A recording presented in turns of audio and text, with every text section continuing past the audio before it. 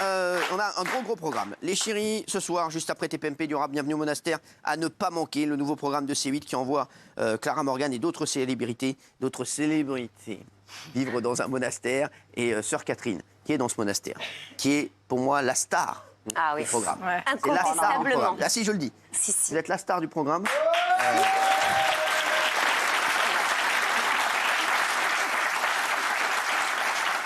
À ne pas manquer ce soir. Alors, on va revenir sur les extraits. On va vous montrer en exclusivité des extraits de ce programme qui est très attendu. Alors, ils n'ont pas le droit au téléphone. Ils n'ont surtout pas le droit de parler en journée. Vous vous rendez compte, pas le droit de parler toute la journée. Vous vous rendez compte, Gilles Verdez? Non, mais sans rigoler. La saison 2, je vais envoyer Gilles Verdez. Non, mais c'est pas On l'accueille. C'est pas une vanne. Je veux Gilles Verdez l'année prochaine.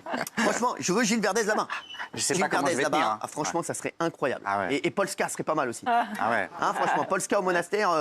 Sans téléphone, en plus, pour elle, c'est un peu Ah bah, Polska sans téléphone, sans réseaux sociaux. Coucher à 20h30. Ah non, mais je couche à 20h30. Ah oui. Ah mais franchement, Polska dans Bienvenue au monastère, pas mal aussi. Daniel n'a pas besoin, elle est toute l'année. Regardez, ils n'ont pas le droit de parler en journée, ce qui est un peu compliqué pour les candidats. Regardez. À défaut de pouvoir parler, tout est prétexte à rire. Même un frère qui fait le signe de croix.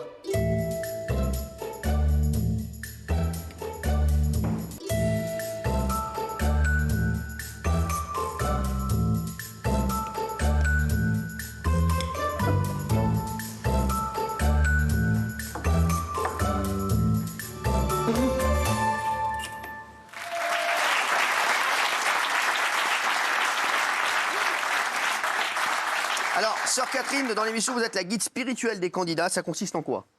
En fait, ce qui a été très très beau dans cette émission, dans ce qu'on a fait ensemble à Corbara, c'est en fait, des retraites, on en fait tout le temps et pour tout le monde. Et c'est de faire plonger les gens dans l'intériorité, dans un lien avec l'intérieur, avec nos entrailles, avec l'invisible. Et donc, ils étaient donc une semaine en silence et on les accompagnait pendant cette semaine. Donc, ils avaient 20 minutes de temps avec nous où on pouvait échanger sur différents sujets qui étaient de plus en plus profonds au fur et à mesure de la semaine. Vous avez accepté tout de suite de le faire ou pas? Quand on vous a proposé le truc, quand on vous a dit ça va être ça, il va se passer ça, ça va être un programme pour la télé, est-ce que vous avez dit oui tout de suite? Alors, on a l'habitude de faire des retraites, ça, il n'y a pas de souci, j'ai l'habitude. Mais là, le fait que ce soit filmé, c'était quand même quelque chose d'exceptionnel. Mais j'ai dit oui parce que je sentais que c'était là ma place. Alors, vous avez l'habitude de faire des retraites, eux, ils ont l'habitude d'être à la retraite. Et d'être filmés. Exactement. Et pas moi. Et c'est vrai qu'il y a des moments incroyables, notamment ce moment avec Clara Morgan, qui explique son métier au monastère. Alors, ton métier, voilà. Voilà. Et c'est vrai que tu trouves toujours les bons mots, toi. Et moi, j'ai l'impression de faire le bien, de parler d'amour. On parcourt les routes de France avec mon spectacle de cabaret devant, en ce moment, 1000 personnes. C'est une communion absolue. Et moi, je ne parle que d'amour. Donc, je me sens très connectée à la sœur, même si, effectivement, ça peut faire rire et même on trouve ça antinomique. Mais en réalité, quand on parle d'amour, quand on est bienveillant, quand on est tolérant, eh bien, on est pareil. Exactement. Et on a énormément de points communs. Et c'est très déstabilisant de se rendre compte à quel point on a des points communs. On est nés exactement la même année. On a le même parcour de vie. C'est incroyable. On n'a pas fini pareil. On n'a pas fini pareil. Mais on a le même parcours de vie. On a été élevés par les dominicaines, toutes les deux. On a perdu quelqu'un à 11 ans qui nous a éloignés de la religion. Moi, je n'y suis pas revenue. Et en 2001, j'ai décidé de prendre un grand virage, une grande décision en venant à Paris à 19 ans. Et en fait, c'est la même année où Sœur Catherine est rentrée dans les ordres pour des raisons en fait assez similaires. Et ça prouve qu'on peut faire des choix vraiment très différents en étant presque pareil fondamentalement. Il y a beaucoup de choses qui nous relient. Et je trouve que c'est un très beau message pour l'humanité. Et j'ai insisté pour qu'elle vienne ce soir parce que Sœur Catherine n'aime pas tellement se mettre en avant.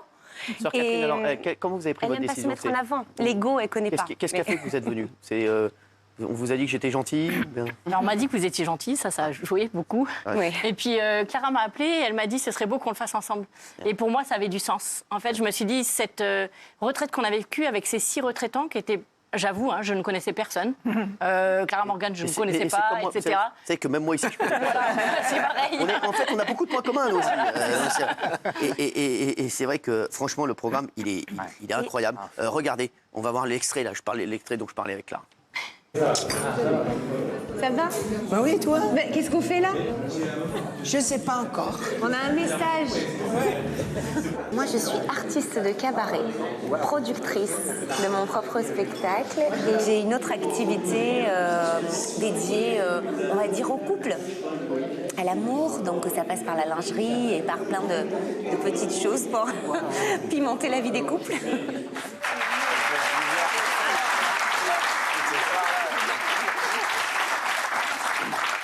Oui, alors c'est ce soir dans le monastère. Clara, vous avez tout de suite accepté quand on vous l'a proposé? Honnêtement, le titre m'a amusée. Je me suis dit à Clara Morgan au monastère, même moi j'ai envie de voir, même moi j'ai envie de découvrir, j'adore les choses. Vous m'avez demandé d'ailleurs. Comment? Vous m'avez demandé. Bah oui, bien sûr, mais j'aime bien. Moi, j'étais même pas au courant qu'on l'avait demandé. Et elle me dit, ouais, on m'a demandé de faire bienvenue au monastère. Je lui dis, bah écoute. Bah, c'est la chaîne sur laquelle tu es. J'avais envie de savoir si c'était un programme bienveillant, parce qu'il n'y a que ça qui m'intéresse. Et surtout, si ce n'était pas un programme catholique, religieux. Et ça, c'était très important pour moi, parce que je ne suis pas catholique, parce que je suis très spirituelle. Je m'intéresse énormément à la théologie.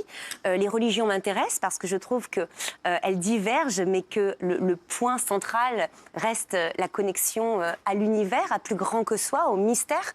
Ça m'intéresse énormément. Et j'ai envie de savoir, j'ai envie de questionner Sœur Catherine pour savoir comment elle prie, pourquoi elle prie, pour qui elle prie. Elle prie énormément pour nous, pour le programme, pour ce soir, par exemple. Ça m'intéresse beaucoup et je tiens à dire que ce n'est pas du tout un programme catholique, ni qui veut tirer la couverture vers le côté... Ce n'est pas ça. On parle d'introspection, de spiritualité, d'échange et surtout de tolérance envers des gens qui ne sont pas du même monde, mais qui s'aiment, qui réussissent à s'aimer. Sœur Catherine, racontez-nous un peu votre histoire. Vous étiez... vos parents étaient religieux? Ah oui, pour faire très très rapidement, j'ai grandi dans une famille catholique pratiquante. Et comme disait Clara, à l'âge de 11 ou 12 ans, j'ai perdu un frère d'un accident de moto. Et ça a été pour moi un choc assez fort parce que je me suis dit, mais comment on peut dire que Dieu est amour, que Dieu veut notre bonheur? Parce que moi aussi, j'avais été élevée dans une école de religieuse, comme Clara, on a beaucoup de points en commun. Et là, je me suis dit, non, j'en ai pas besoin. Donc j'ai décidé un peu de vivre sans lui, entre guillemets, en me disant je vais m'en sortir toute seule. Et donc quand j'avais 18 ans, mes parents qui ont vu, parce que quand même extérieurement tout allait bien, j'avais plein de potes, je sortais, je faisais la fête, j'allais boire des bières, ça c'était très important pour moi. Et je restais sage quand même. Et en fait, mes parents qui ont vu qu'il y avait quand même une tristesse qui s'installait dans mon cœur, se sont dit on va lui proposer les JMJ, c'est une journée mondiale de la jeunesse, un truc pour des jeunes, qui réunit des jeunes du monde entier autour du pape. Et c'était à Rome. Et donc moi j'étais à Rome pour faire la fête, rencontrer des gens, rencontrer d'autres nationalités, voir Rome, voilà. Et c'était tout. Et là-bas, en fait, j'étais bouleversée par la joie qu'avaient les jeunes qui étaient autour de moi. Ils rayonnaient de quelque chose qui m'attirait. Et donc, j'ai fait cette prière à l'intérieur de mon cœur en disant à Dieu, si tu existes vraiment, je veux que tu me le montres concrètement dans ma vie. Et c'est 8 mois plus tard, j'allais prier dans des églises en demandant vraiment, j'avais dit, je te donne une année pour que tu me montres que tu existes vraiment. Et 8 mois plus tard, j'ai clairement perçu à l'intérieur de mon cœur, vraiment dans mes entrailles, que Dieu était là, qu'il était présent, qu'il m'avait toujours aimé et qu'il avait toujours été là dans ma vie. Et cette date, c'est 2001, ça correspond, c'est ça qui est beau. Quand on s'est retrouvés, c'est que ça correspondait. Et du coup, c'est pour ça aussi que je suis là ici ce soir, parce que en fait, je suis très heureuse d'être parmi vous, parce que pour moi, ce programme, il est adressé à tous.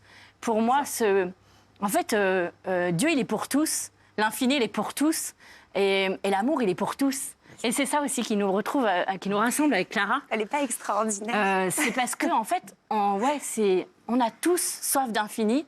Et vous voyez, dans ce monde où on a de plus en plus de mauvaises nouvelles, vous allumez la télé, la radio, c'est trash, quoi. Ouais, et en fait, nous, on vous propose un programme de lumière, un programme où vous serez heureux.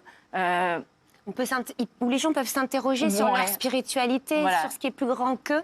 Et je trouve que rien qu'ils se posent la question, le pari peut être réussi. Alors, est-ce qu'il y en a qui sont religieux ici autour de la table?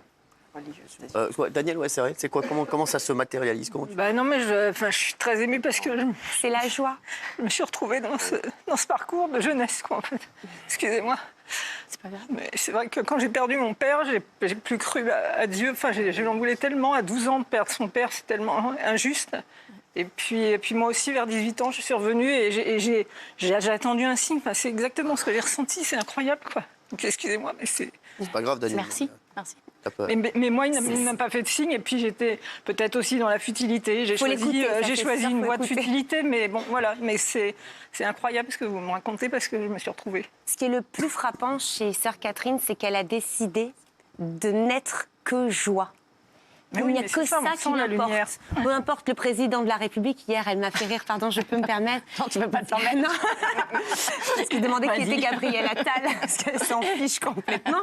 Et il y a le chauffeur qui lui dit, vous savez qu'on a changé de Premier ministre, elle n'était même pas au courant, parce que, en fait, nous, on est tellement connectés. Non, mais c'est beau, on est connectés à cette réalité incessante qui enfin, je veux dire...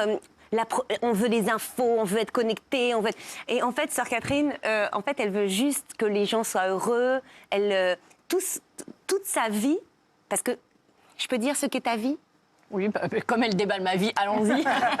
Je vais faire simple. Ouais. En fait, Sœur Catherine a donné sa vie aux jeunes. Via sa communauté, elle va aider des jeunes dans la rue qui sont délinquants, qui peuvent être désœuvrés ou abandonnés, et elle apporte son aide. En fait, elle a donné sa vie à l'humanité. Elle a renoncé à être mère, elle a renoncé à son ego, et moi, je trouve ça tellement inspirant quand on se sent une bonne personne et qu'on est face à Sœur Catherine, et bien on remet un peu tout en cause, parce que nous, on agit par ego, parce que, voilà, bien sûr qu'on a envie d'être humaniste, mais elle est la vraie humaniste.